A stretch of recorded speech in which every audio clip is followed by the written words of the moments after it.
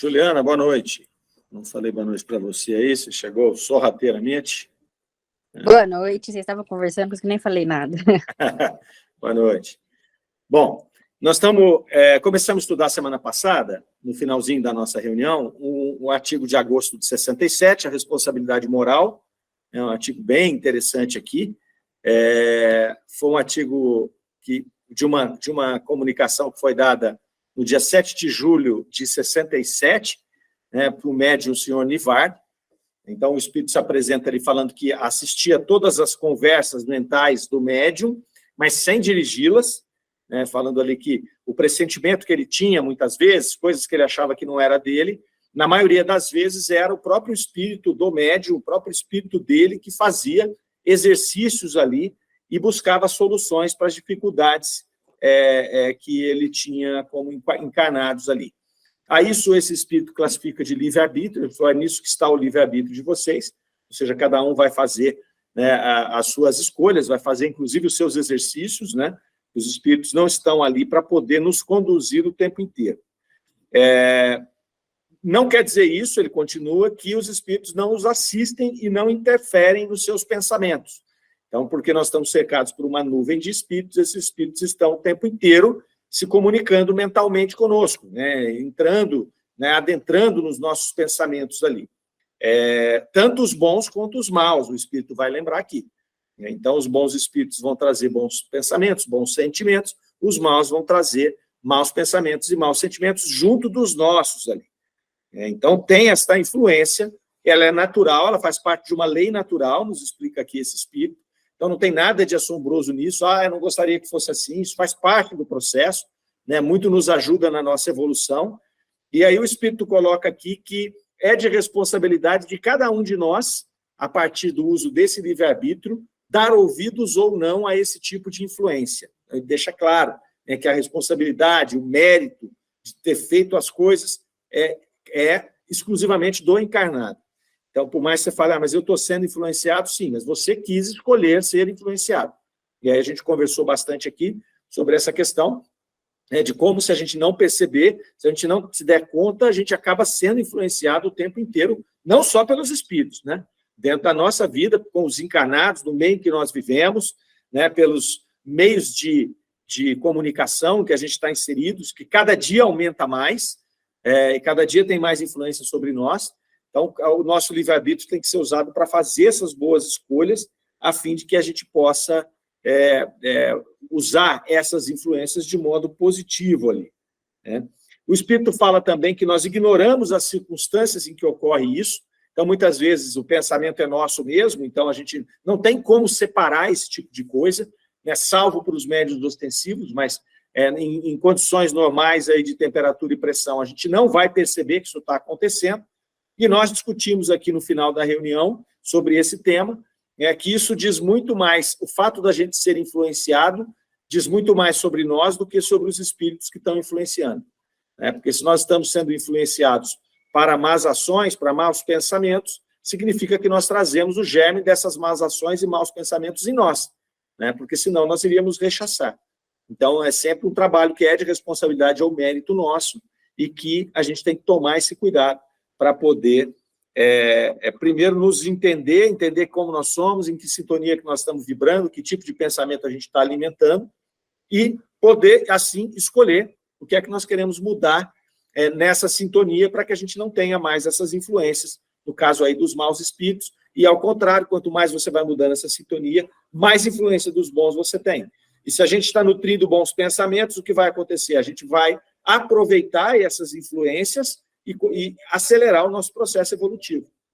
Agora, se a gente está refratário ainda, vibrando numa sintonia baixa, com germes de pensamentos negativos e de situações negativas, até os bons pensamentos a gente vai rechaçar, não é? Porque eles vão ser estranhos às nossas necessidades, ainda que elas sejam necessidades que estão lá no nosso íntimo, que a gente não vê, não percebe.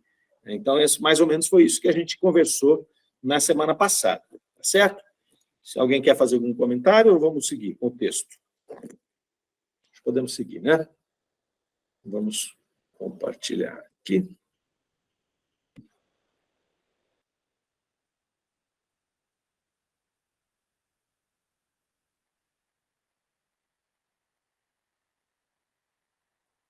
Aqui, vamos ler esse trechinho aqui, que é também interessante. Vai lá.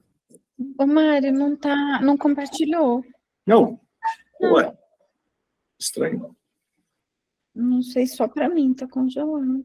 Deixa eu fazer de novo aqui. Se eu faço assim. Vamos ver agora. Isso é certo?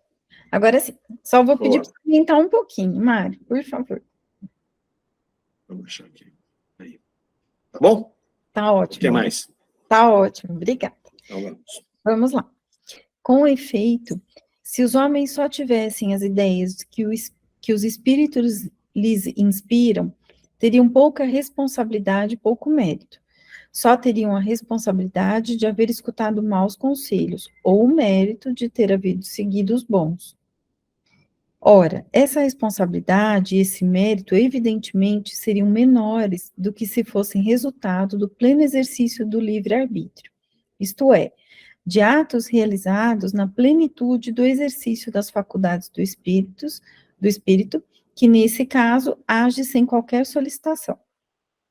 Resulta do que digo que muitas vezes os homens têm pensamentos que lhes são essencialmente próprios, e que os cálculos a que se entregam, os raciocínios que fazem, as conclusões a que chegam, são resultado do exercício intelectual, da mesma forma que o trabalho manual é o resultado do exercício corporal.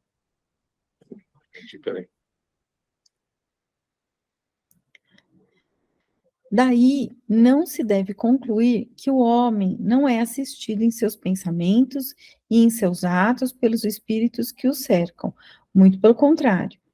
Os espíritos, sejam benevolentes ou malévolos, são muitas vezes a causa provocadora dos vossos atos e pensamentos, mas ignorais completamente em que circunstâncias se produz essa influência, de sorte que, quando ages, julgais fazê-lo em virtude do vosso próprio movimento.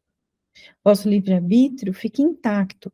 Não há diferença entre os atos que realizais sem serdes a eles impelidos e aqueles que realizais sob a influência dos espíritos, senão no grau do mérito ou da responsabilidade. Esse aqui foi o que nós já lemos semana passada. Agora a gente começa a ler aqui dessa semana. Num e no outro caso, a responsabilidade e o mérito existem, mas, repito, não existem no mesmo grau. Creio que este princípio que enuncio não necessita de demonstração. Para prová-lo, bastar-me-á fazer uma comparação com o que acontece entre vós. Se um homem cometeu um crime, e se o tiver cometido seduzido pelos conselhos perigosos de outro homem, que sobre aquele exerce muita influência, a justiça humana saberá reconhecê-lo. Precisa subir um pouquinho. Concedendo-lhe o benefício das circunstâncias atenuantes. Ela irá mais longe, porquanto punirá o homem cujos conselhos perniciosos provocaram o crime, e sem haver contribuído de outra maneira, esse homem será mais severamente punido do que aquele que foi apenas um instrumento, porque foi seu pensamento que concebeu o crime, e sua influência sobre um ser mais fraco que ensejou a execução. Então, se os homens, neste caso, reduzem a responsabilidade do criminoso e a partilham com o infame que o impeliu a cometer o crime, como queríeis que Deus, que é a própria justiça, não fizesse o mesmo, sendo que vossa razão vos diz que é justo agir assim?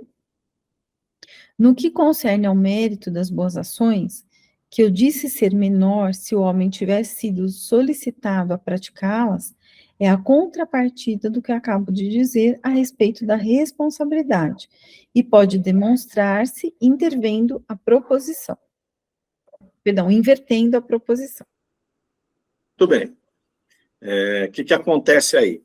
Ele está ponderando aqui conosco, né, que essa questão dos atenuantes, dessas influências, elas existem e elas são aqui, no dizer desse espírito, na verdade, uma equalização dessa lei. Né? Quando a gente fala o seguinte, poxa, mas é complicado, né? A gente está aqui em defesa de essa nuvem de espíritos aqui nos influenciando o tempo inteiro, e a gente muitas vezes sem saber o que é, nós vamos sendo levados para lá ou para cá. Não seria melhor que a gente não tivesse esse tipo de influência? Bom, não é uma opção que a gente tem, né? Porque isso é uma lei natural. Assim como a gente não tem opção de não nos comunicar com ninguém no nosso mundo. A lei de sociedade não permite isso. Para viver, a gente tem que estar se comunicando com as pessoas, né? A gente tem que comprar coisas, tem que trabalhar, a gente tem que interagir com a nossa família, interagir com as pessoas do trabalho, interagir com as pessoas que moram do nosso lado, e a gente acaba interagindo através dos meios de comunicação. Então, dessa mesma forma, existe essa extensão da comunicação, extensão dessa relação, que é o plano espiritual com o plano material. Pois bem, se nós temos essa influência, e muitas vezes essa influência faz com que a gente acabe tendo escolhas baseadas nessa influência, escolhas que talvez até a gente nem tivesse, nós acabamos tomando caminhos porque a influência nos levou para lá, o que ele vai colocar aqui é que Deus equaliza, através das suas leis, equaliza esse processo.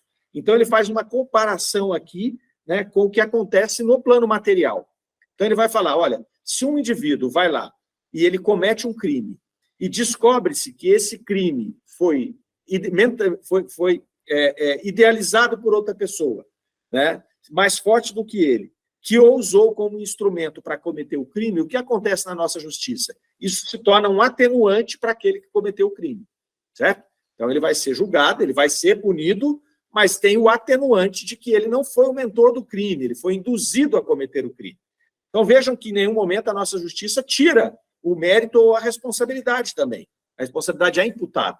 Então, se alguém comete um assassinato e ele foi influenciado por outra pessoa a cometer o assassinato, ele vai ser punido. Só que esse ser influenciado gera um atenuante. Então, ao invés dele pegar lá, sei lá, 50 anos de cadeia, ele vai pegar 20. Né? E o que vai acontecer com aquele que foi o mentor do crime? Ele vai ser condenado, também julgado e condenado, mais severamente do que aquele que foi o instrumento. Então, isso que ele vai ponderar aqui com a gente. O homem que usou o outro como instrumento, ele é mais severamente punido do que aquele instrumento.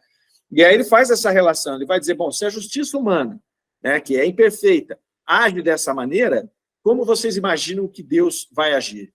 Né? Então, quer dizer, é de uma maneira semelhante, avaliando esses atenuantes de cada situação. Então, na verdade, dentro dessa justiça divina, dentro dessas leis naturais divinas que regem o universo, você vai ser acusado pela sua própria consciência mediante as suas responsabilidades. Então, é o que vai acontecer aqui. Então, isso reduz a responsabilidade do criminoso e partilha com aquele que influenciou. Então, é uma situação que acontece. É bom que aconteça assim, é natural e é justo que aconteça assim, porque senão aquele que influenciou, aquele que cometeu o crime, na verdade, de idealizar e de usar um instrumento para cometer o crime, não seria punido. Então, isso não está em conformidade com a justiça. E ele fecha aqui esse trecho falando que, no caso das boas ações, acontece a mesma coisa, né? Que muitas vezes, então, você vai fazer boas ações induzido por espíritos que estão te acompanhando. Então, você também, nesse caso, você vai ter um mérito diminuído, não é? Por quê? Porque o mérito é daquele que o conduziu também. É dividido esse mérito. Assim como você divide a culpa, você divide o mérito. Então, vejam que esse processo, sendo uma lei natural, muito ligado, muito compatível com a lei de sociedade, que faz com que a gente evolua a partir das relações, né, ele vai distribuir, né, as responsabilidades e os méritos segundo aqueles que trabalharam. O espírito que está aqui nos induzindo a uma boa ação, ele também está trabalhando. Então, é natural que ele tenha a sua paga, que ele tenha o seu salário. Né? Então, achei bem interessante essa colocação aqui, muito lógica, né? Muito lógica, muito transparente aqui do espírito. Tem algum comentário até o momento? Então, voltamos.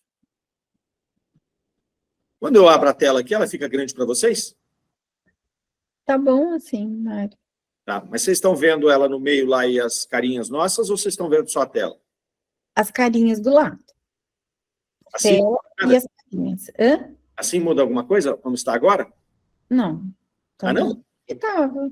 Tá bom assim. Então, bora. Então, Esse assim. São as carinhas. Então, vamos assim. Vamos lá, deixa eu ver aqui. Nós paramos Ah, mas aqui eu não consigo manusear, vou ter que fazer isso mesmo. Aqui. Vamos lá. Vamos lá, então. Assim, pois, quando te acontece refletir e transitar com as tuas ideias de um a outro assunto, quando discutes mentalmente sobre os fatos que prevês ou que já se realizaram, quando tu analisas, quando raciocinas e quando julgas, não crês que sejam espíritos que te ditam teus pensamentos ou que te dirigem. Eles aí estão perto de ti e te escutam. Eles veem com prazer esse exercício intelectual, ao qual te entregas. Seu prazer é duplicado quando veem que tuas conclusões estão de acordo com a verdade.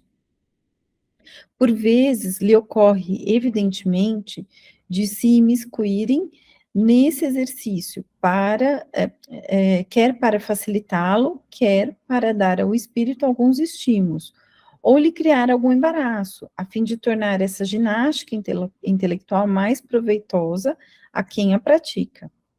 Mas, em geral, o homem que busca, quando entregue as suas reflexões, quase sempre age só, sob o olhar vigilante de seu espírito protetor, que intervém se o caso for bastante grave para tornar necessária a sua intervenção. Teu pai, que vela por ti, e que está feliz por te ver quase restabelecido. O médium saía de uma grave doença. Louis Nivard. Bom, aqui ele vai trazer esse finalzinho aqui, que está falando para o filho, né? Ele está falando para o médium ali. Então, por isso que ele vai falar só do lado positivo, né? Ele vai falar, quando ele reflete ali, ele transita as ideias, discute mentalmente, né? Analisa as coisas ali, para que ele não creia que os espíritos estão o tempo inteiro ditando os pensamentos que o dirigem. É ele mesmo que está fazendo isso. Então, ele vai falar ali que os espíritos se comprazem, ele vê prazer nesse exercício intelectual. Por quê? Porque ele tá ali, hoje, pelo visto aqui, ele conseguiu estar em uma sintonia, estar em uma situação fluídica, que ele vai atrair esses espíritos que querem o bem dele, que estão ali, né, ele está envolvido em reflexões, em pensamentos positivos, de coisas, né, que são produtivas e que são ali, digamos, enriquecedoras para o espírito dele.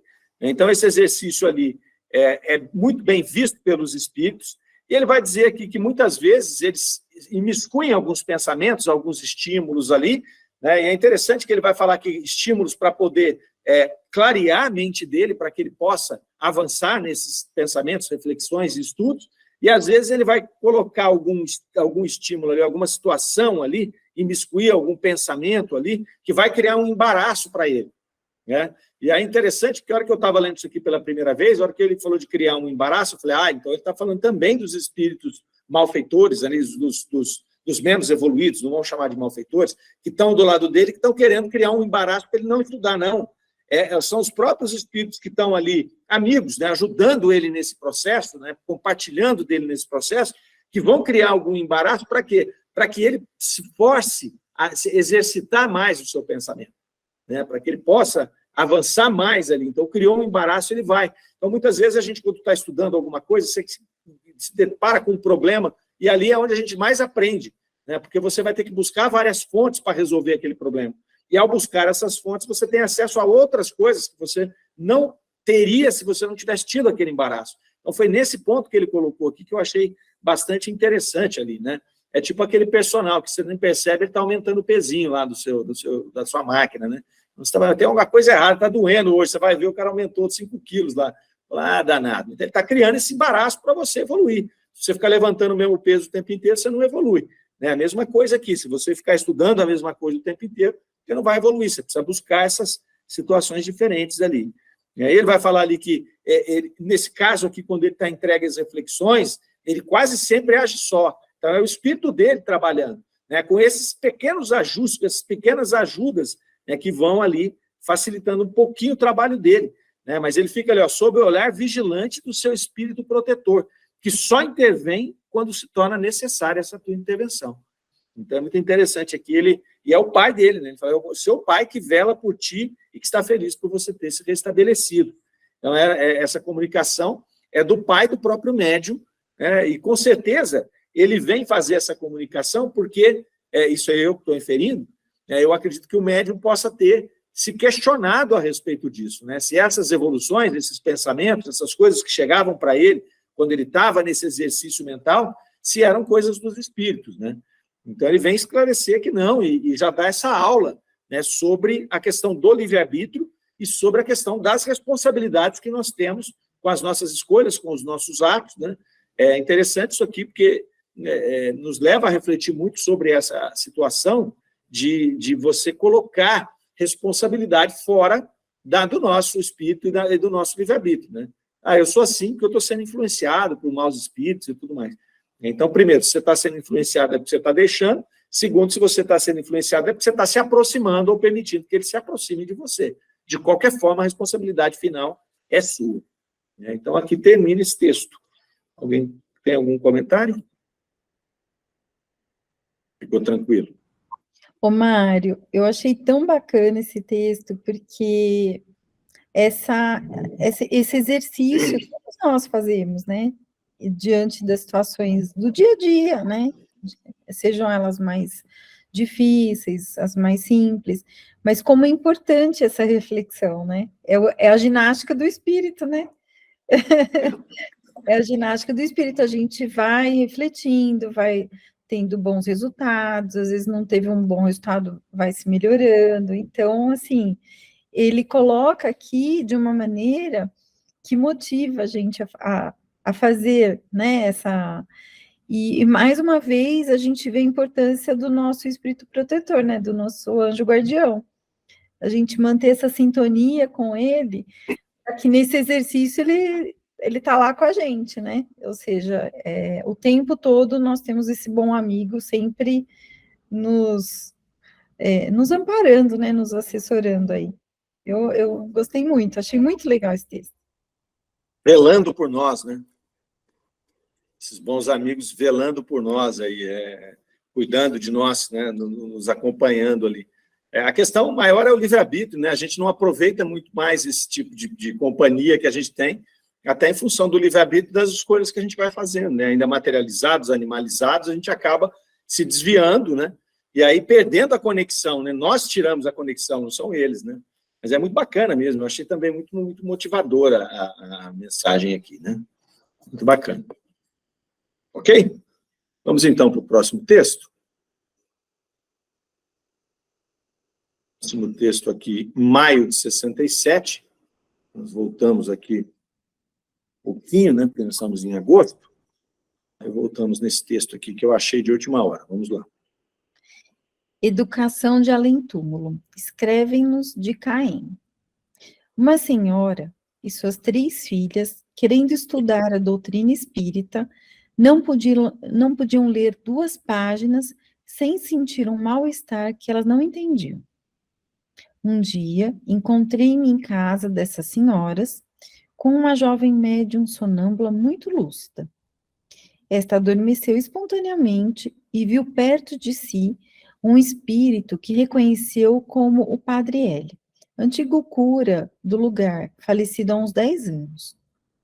Pergunta: sois vós, senhor, o cura, que impedis esta família de ler? Aí ele respondeu: sim, sou eu. Velo incessantemente sobre o rebanho confiado aos meus cuidados. Há muito tempo que vos vejo querer instruir minhas penitentes em vossa triste doutrina. Que vos deu o direito de ensinar? Fizestes estudos para isto? Dizei-nos, senhor padre, estais no céu? Não, não sou bastante puro para ver a Deus. Então estais nas chamas do purgatório? Não, pois não sofro. Vistes o inferno? Fazei-me tremer. Vós me perturbais. Não vos posso responder, porque talvez me digais que devo estar numa dessas 3 coisas. Tremo ao pensar no que dizeis. Contudo, sou atraído para vós pela lógica de vossos raciocínios. Voltarei e discutirei convosco.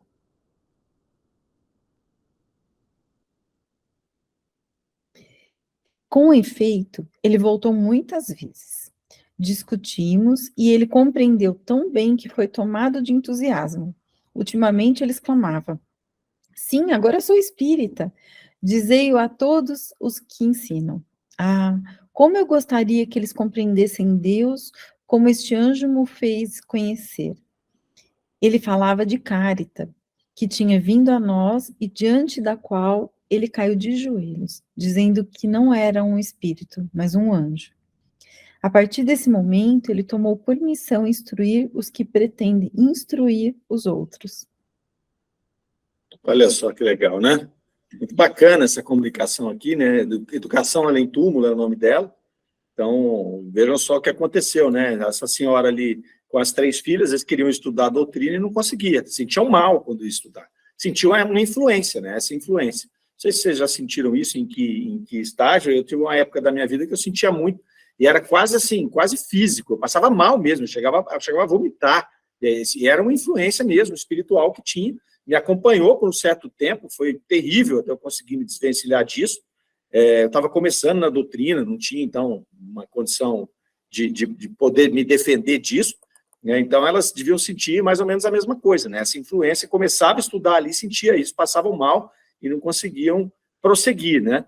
E aí ela conta aqui, então, que ela chegou na casa delas com uma jovem sonâmbula, e essa sonâmbula adormeceu espontaneamente. Então, quer dizer, ela muito provavelmente foi conduzida para lá, né, por algum espírito, por algum grupo de espíritos que queriam resolver aquela situação, né, de alguma maneira, e até nesse momento em que estava acontecendo aqui, trazer essa mensagem tão interessante, né? Então, ela adormece espontaneamente e ela reconhece, ela coloca aqui, né, perto de si, um espírito que é o Padre L lá, que é o antigo cura do lugar, que tinha falecido há 10 anos. Então, não foi o padre que se identificou, foi a jovem médium sonambúlica que identificou o padre. Ela conhecia, reconheceu ele, e aí perguntou para ele se é ele o cura, e se ele estava impedindo as meninas de estudar, de ler, né? E aí ele falou que sim, que ele velava incessantemente sobre o rebanho confiado a ele. Então, olha que interessante aqui a primeira parte, né? Então, o que acontece? Ele era um padre, o cura do lugar lá, né? Então, ele cuidava desse rebanho, era o responsável ali, dentro da Igreja Católica, posto que ele é um padre. Ele desencarna, o que ele fica fazendo? Ele continua fazendo a mesma coisa que ele estava fazendo quando encarnado. Simplesmente assim. Então, ele estava defendendo o rebanho dele daquilo que ele achava ser uma agressão, algo que viria para atrapalhar esse rebanho, né? Algo inconveniente.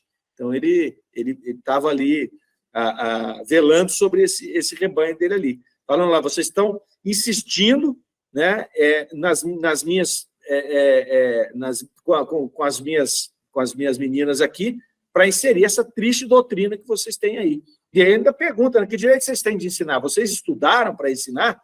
Então, quer dizer, mais uma coisa que ele tem ali, né, que é essa arrogância de imaginar que só eles podem, que eles têm uma procuração de Deus para poder conduzir ao céu, né? Isso é uma coisa muito interessante, muito comum da religião católica, que não é crítica, não, é só a constatação de um fato, né, deles se colocarem como os únicos com condição de conduzir esse rebanho. Então, o outro, por que você está ensinando? Você não estudou para isso, você não é credenciado para isso, né? Então, ele já vem desse jeito aqui. E aí, o diálogo foi muito interessante, né? Porque ela pergunta para ele, você está no céu? Ele fala, não, eu não sou tão bom para estar no céu. Você está no purgatório? Não, não estou no purgatório porque eu não sofro. Já viu alguém que não está sofrendo e que está no purgatório? Que não está no purgatório? Que está no purgatório? Aí ele falou, então você está no inferno. E aí ele falou, você está me perturbando, né? Você está me perturbando aqui. Por que ele está te perturbando? Porque ela levou a confusão para esse padre. Confusão na cabeça dele. Não é? Por quê? Ela fala assim, você me diga que eu devo estar numa dessas 3 situações. Ora, o dogma católico nos diz o quê? Que você só tem 3 situações no espírito, não é? Ou você está no inferno, ou você está no purgatório, que eles criaram depois, porque o inferno era pesado demais, porque poucas pessoas iam para o céu, né? Ou você está no céu. Ele, como um bom entendedor, ele sabe que ele não está no céu, ele não era tão bom assim. Então, pelo menos ele já conhece a sua condição, né? No purgatório, pelas descrições dogmáticas que ele tinha, ele também não pode estar, porque os espíritos sofrem no purgatório, estão angustiados no purgatório, e ele não está, né? E muito menos no inferno. Então ele fala, eu sou atraído a ti pela sua lógica. Então, olha que interessante, né? 3 perguntas simples bagunçaram a cabeça do espírito, né? Bagunçaram ali os pensamentos dele, que levaram ele a falar, poxa, mas então, eu tenho esse dogma, que ele acreditava piamente, e ele não está em nenhum desses 3 lugares, então onde é que ele vai estar? Ele precisa buscar as informações ali. É interessante a gente fazer um parênteses aqui, para a gente observar que esse padre, ele era um espírito que ele não se reconhecia, né, na condição em que ele estava, ele sabia que ele estava morto, estava velando pelas meninas ali, né, mas ele não sabia muito bem o que estava acontecendo com ele, tanto que ele ficou ali, né, nesse processo ainda, né, meio que de perturbação ali, sem saber muito bem o que ele estava fazendo, continuando com seus afazeres. Não sei se vocês se lembram que nós estudamos um espírito que demorou 2 anos para poder se identificar como desencarnado. Vocês devem lembrar disso, nós estudamos aqui na quarta-feira, né? E esse espírito, ele viajava, né? Lembra que ele viajava, ele pegava o trem, ele achava que ele tinha pago a passagem, ele sabia o preço da passagem. Então, quer dizer, ele está ali ainda, ele acha que ele está vivo. Tanto que ele está defendendo, né? Do jeito que... E aí, algumas situações ficam confusas, porque como é que ele consegue fazer as meninas não estudarem, né? Mas ele está ali, como ele está no estado meio que perturbado ainda, é como se a gente estivesse naquela situação de acorda e dorme, né? Você não sabe se você está dormindo, se você está acordado, se você está sonhando. Então, ele está nessa daqui. E aí, é interessante essa forma que ela usou para conduzir, né, essa conversa. Porque foi com muito cuidado, né? Ela não foi lá e falou, você está errado. Não, ela fez essas 3 perguntas que colocaram ele numa condição de falar, peraí, mas de fato, né? Então, aí ele vai mostrar que ele sabia que ele estava desencarnado, né? Ele sabia que ele tinha morrido. Provavelmente ele deve ter acompanhado decomposição de corpo, tudo mais, e depois ele saía, mas ele não sabe mais. E não encaixa dentro do dogma dele. E aí ele vai falar que ele é atraído, então, pelos raciocínios, ali desperta o interesse. Então, essa é uma característica interessante também desse espírito, né? Ele tem o interesse de poder pesquisar e olhar, porque se fosse um espírito mais enraizado nos seus dogmas, ele ia ficar ainda reticente. Você não sabe o que você está falando, vá para lá, você não tem a condição nenhuma de falar comigo, né? E não aceita qualquer tipo de conversa. Esse espírito, só o fato dele não estar sofrendo nada lá já mostra que ele é um espírito que já está num grau de evolução um pouco mais avançado, né? Ele não tem o conhecimento da espiritualidade, que a gente já comentou aqui também, semana passada, inclusive, né, que ajuda demais o espírito a se reconhecer. Ele não tem, então ele fica nessa condição estranha que ele está aqui. Mas ele tem essa situação, né, esse interesse ali. E aí vai dizer que ele fala, olha, eu quero voltar algumas vezes para conversar com vocês. E ela relata aqui que ele voltou muitas vezes e que discutiram com ele várias vezes esses temas, e aí ele foi compreendendo ali, e foi tomado por um entusiasmo por aquilo que ele estava compreendendo. Então, olha que interessante. Uma coisa bacana aqui, ele veio muitas vezes, é um processo, né? Às vezes a gente imagina que uma conversa dessa vai despertar o espírito, mas não acontece assim, né? Não acontece assim. O espírito precisa de um tempo para ele poder... O sujeito vem com essa situação, às vezes há séculos, às vezes há milênios, construindo o que ele é, os seus dogmas, os seus pensamentos. Não vai ser uma palavra só que vai fazer com que ele mude tudo, isso daí. Então, ele voltou várias vezes e eles conversaram, discutiram ali, né? Então, discutiram várias vezes, e aí ele compreendeu essa situação, a ponto de dizer, agora eu sou espírita. Então, ele compreendeu e falou, se é isso que é ser espírita, então agora eu sou espírita ali, né? E pode dizer a todo mundo que vocês ensinam aí. E aí ele cita aqui, ó, né? Ele fala assim, eu gostaria que eles compreendessem Deus como esse anjo me fez conhecer. E aí ele fala aqui de Cáritas, né? Ele fala, Cáritas que tinha vindo a nós e diante da qual ele caiu de joelhos. Então, ele está citando uma coisa aqui que ele não demonstra o que aconteceu. Mas como a gente vem estudando a Revista Espírita, a gente consegue desenhar esse quadro. Então, o que estava acontecendo? Numa dessas conversas que ele estava tendo com a médium aqui e com a senhora, né? De Caim lá, o que vai acontecer aqui? Vai se aproximar esse espírito que é Cáritas e o padre, ao vê-lo, cai de joelhos. E aí ele fala aqui, ó, esse anjo que me fez conhecer a Deus. E aí ele vai falando, ele está falando de Cáritas, que tinha vindo a nós, dizendo que era um espírito, e ele falava que não era um espírito, era um anjo. Agora, quem é Cáritas? Vocês lembram? Vocês lembram de quem é Cáritas? Kardec escreveu aquelas páginas do Evangelho sobre a caridade, não é? É ela mesma. E ela, na Revista Espírita, Kardec coloca a primeira vez que ela surgiu. Né? É um espírito de uma menina que havia desencarnado e não fazia muito tempo, e ela retorna e demonstra um altíssimo grau de elevação. Né? Tanto que, naquela oportunidade, eles também, né, falaram, parecia um anjo, né? Tamanho o grau de elevação dessa menina, o grau ali de desmaterialização do seu perispírito e tudo mais. Então, ela chegou lá perto dele para poder auxiliar, porque ela fazia, muito provavelmente, fazia parte desse grupo de espíritos que estavam assessorando ali. Né? E ela chega ali para esse processo, ele cai de joelhos ali, e ela não instrui, ela ajuda na instrução. Então, olha que bacana. Foi uma instrução que veio, primeiramente, do plano material para ele, né? Mas ela continuou no plano espiritual, a ponto de vir essa menina, que ele classifica como um anjo, aí dentro dos dogmas dele, né? Ela é um anjo que chegou aqui, então Deus me mandou um anjo, então agora eu estou tendo mais conexão com o que está acontecendo. E aí ela vai explicar para ele sobre Deus, sobre o Espírito e tudo mais. E ele se convence aqui, né? E agora se diz até espírita. Eu achei muito bacana aqui esse texto, pequenininho aqui, né? Mas cheio de processos e demonstrações dessas coisas todas. Né? Gostei bastante dele aqui. Tudo bem? Ô, Mário, eu gostei muito desse aspecto, né, ressaltado aqui nesse relato.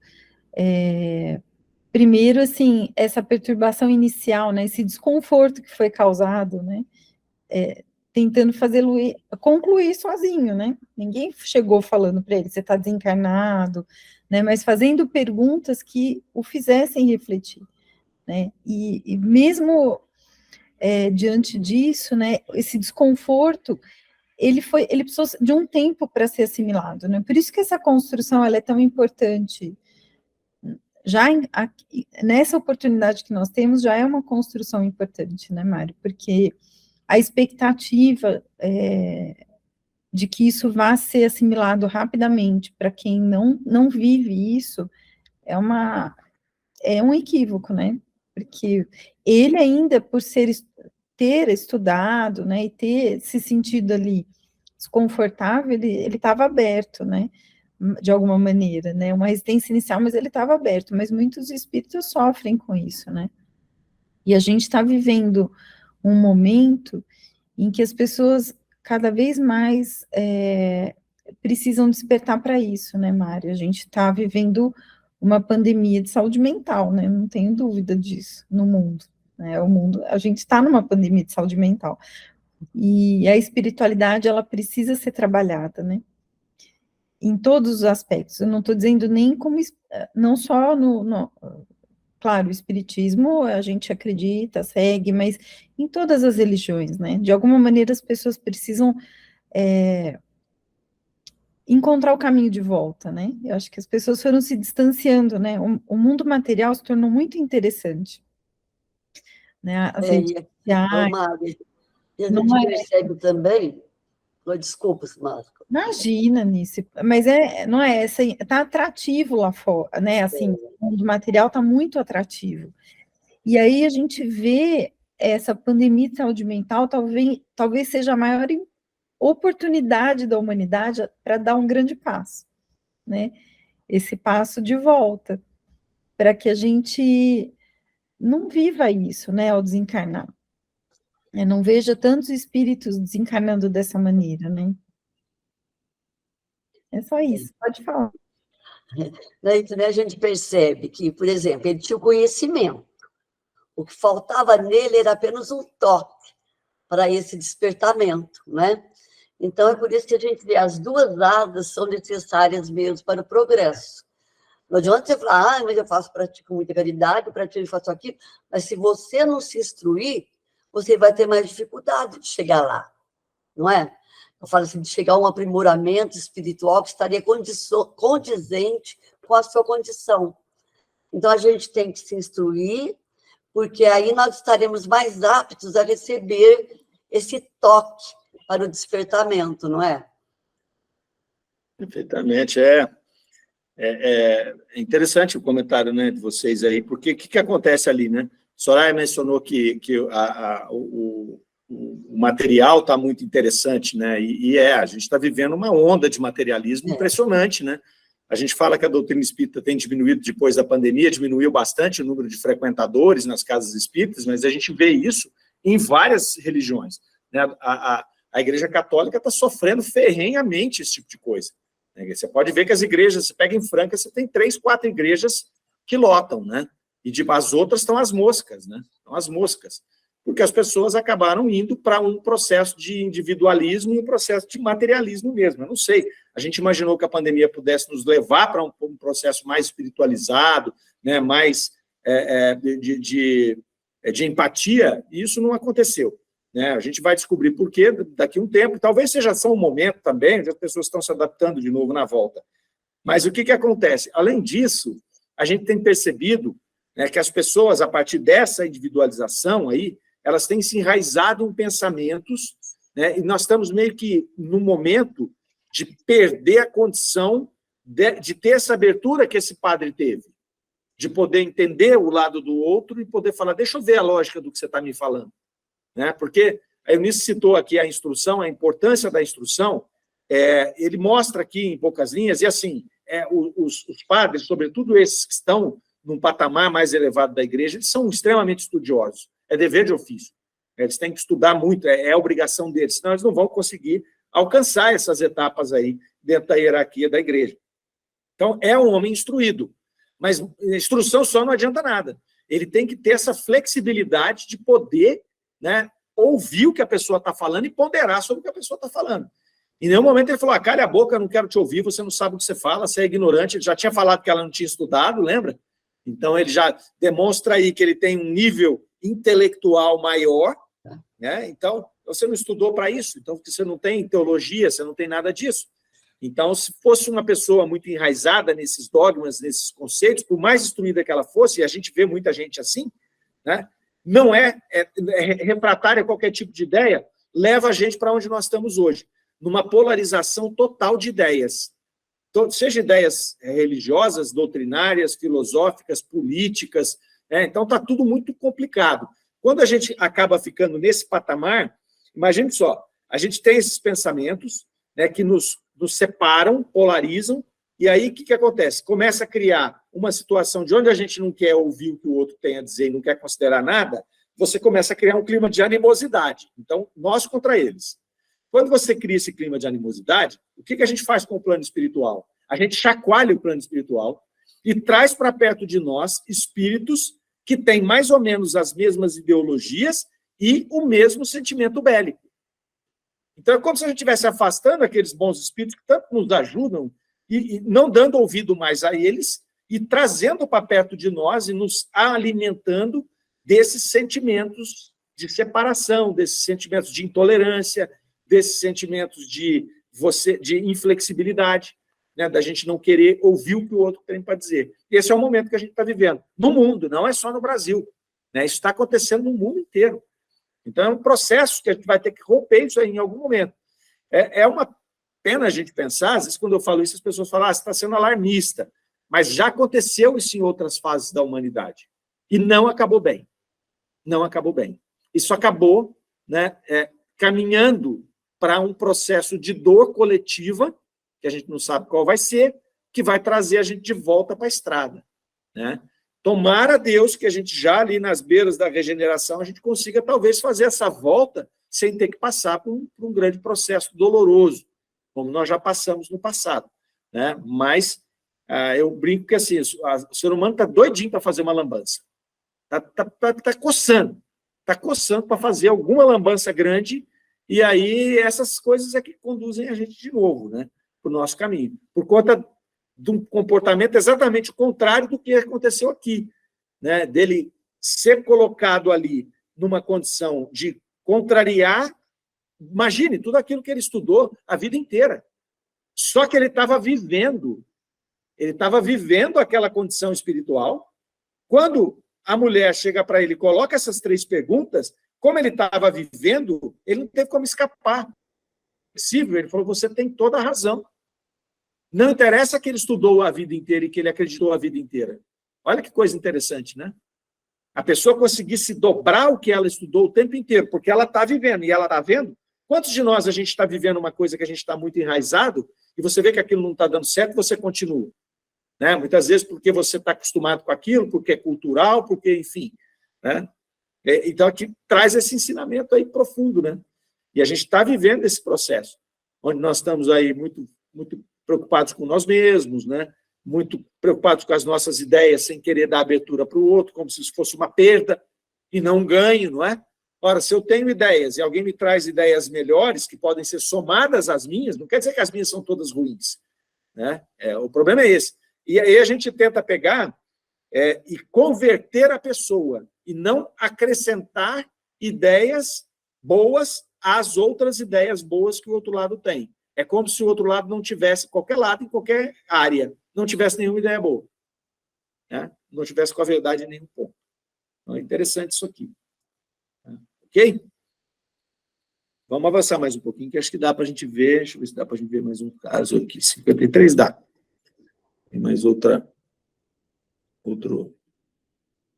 correspondente ao seguinte fato. Vai lá. Vamos lá. Então, o correspondente.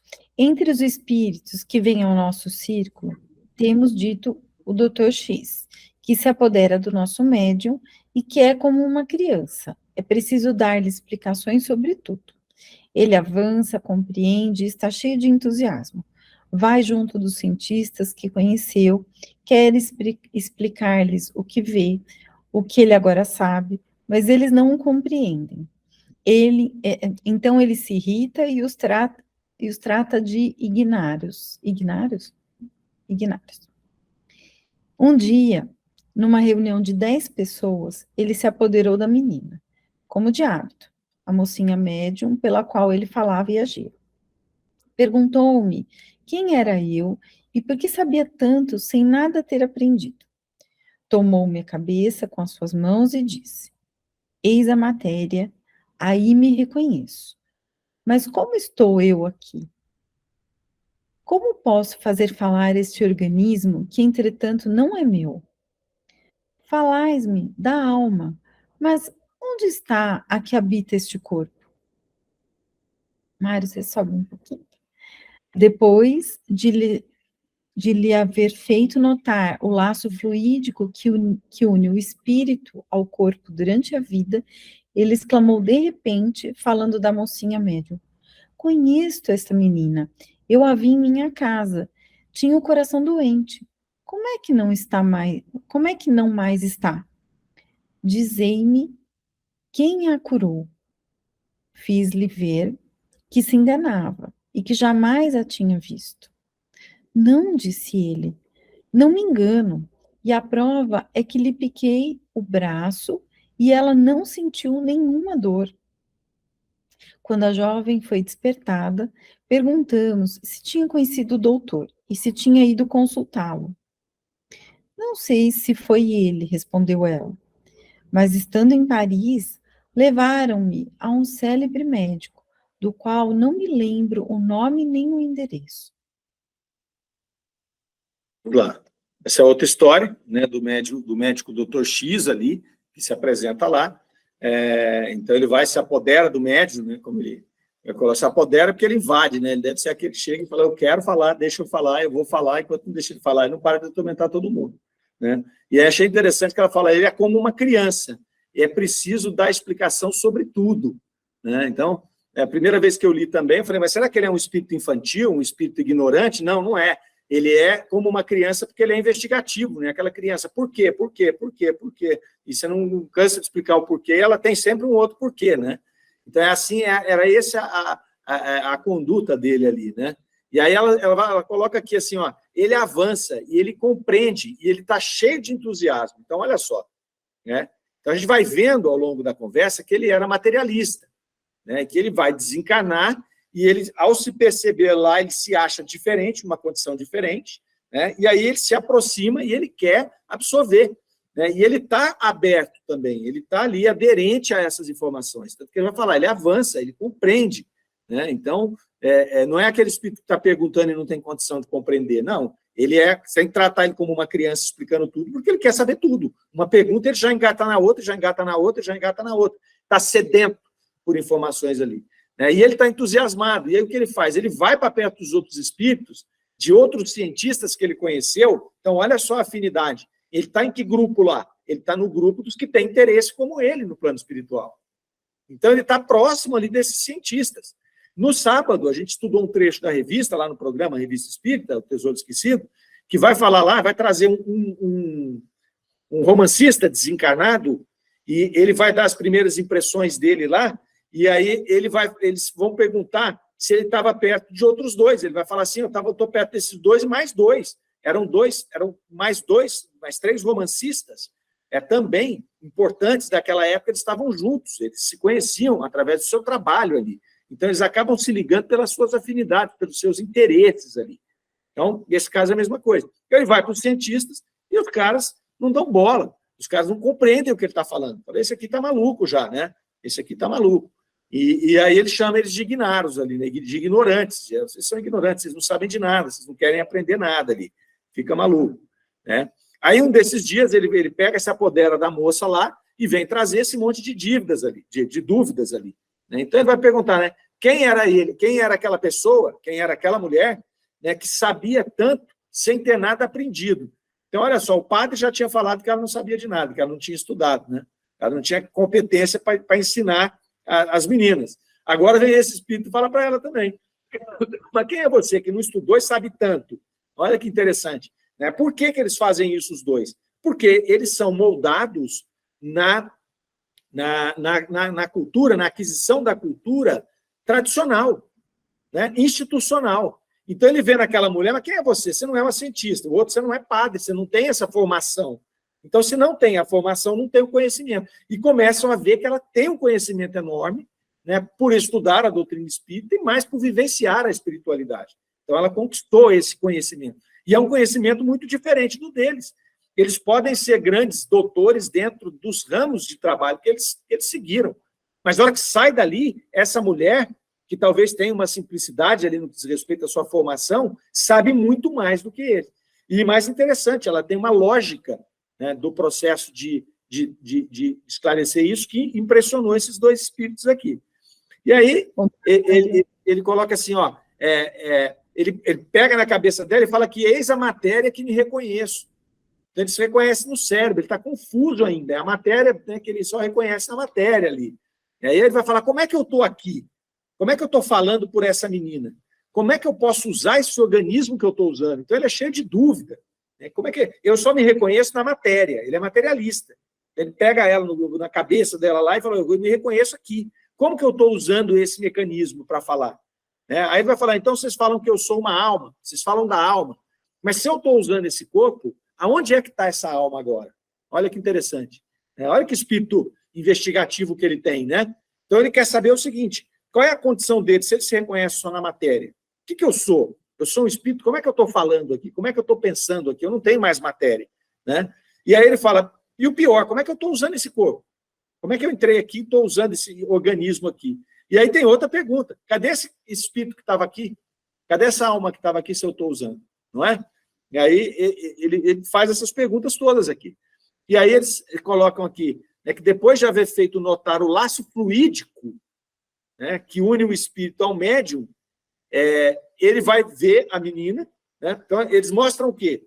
Olha só a sabedoria, né? Olha esse laço fluídico aqui, ó, tá ligando. Então o que acontece? Ele estava lá se comunicando no corpo da médium. E eles falam, veja o laço fluídico. Ele deve ter olhado o laço fluídico e visto a menina, né? O perispírito dela ali, do lado, porque ela tinha permitido que ele usasse o corpo físico dela, mas estava ligada pelo cordão. Então, fez notar o laço fluídico, ele viu a menina e ele falou, eu conheço ela, eu conheço essa menina. E aí ele vai falar que ele tinha atendido a menina.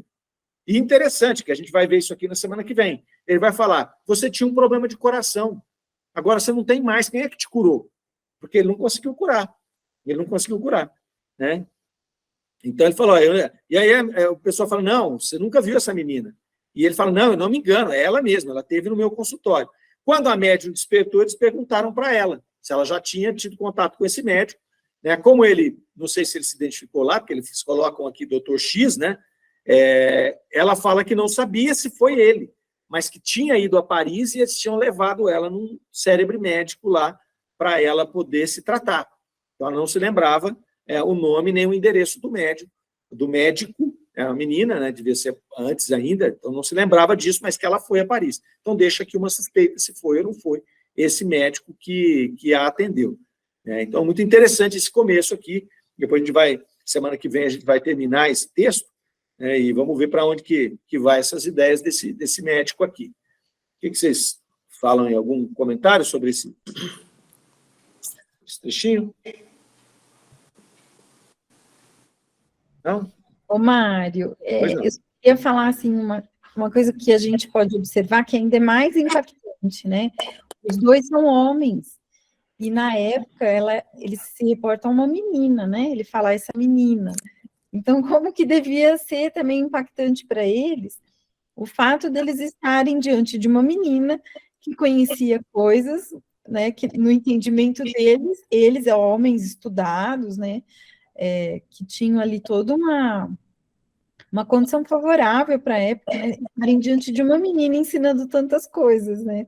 Na verdade, viu, Soraya, a menina era médium. É a médium, mas A ele... menina é a médium, mas quem estava ensinando era a mulher que acompanhava a menina. Ah, tá, entendi. Mas era uma mulher ainda, o seu raciocínio está certo que era uma mulher. Só de ser uma mulher naquela época já não era... Já era impactante, né, para eles. Já é impactante, porque normalmente perdia muito o argumento. Você tinha pouquíssimas mulheres que tinham conhecimento, né, que tinham formação, eram poucas, né, não tinha acesso, a mulher não tinha muito acesso a esse tipo de coisa, né? Eram poucas. Lendo de uma médium, então, que era uma menina, isso, um espírito ali que se apresentava, né, como uma mulher naquela oportunidade, mas imagina como isso tudo também devia deixá-los ainda mais, assim, confusos, né, quanto que isso não trazia para eles, né, de desconforto também, né. Eu achei... certeza. Isso. A senhora, você gostaria de falar? Não, está muito bem explicado aí para você. Você abriu o microfone, achei que você fosse falar. Não, para o final, né? Tá certo. Mais alguma coisa, meninos? Boa noite, final. Tá certo. Bom, semana que vem nós fechamos esse tema aí. Então, vou ter mais um trechinho bem interessante aqui. Vamos ver onde vai dar isso. Tá bom? Então, ficamos por aqui. Semana que vem, estamos de volta. Joia, semana que vem a gente acaba de definir como é que nós vamos fazer para retornar aí se a gente vai seguir um tema ou se vamos seguir aleatório, tá bom?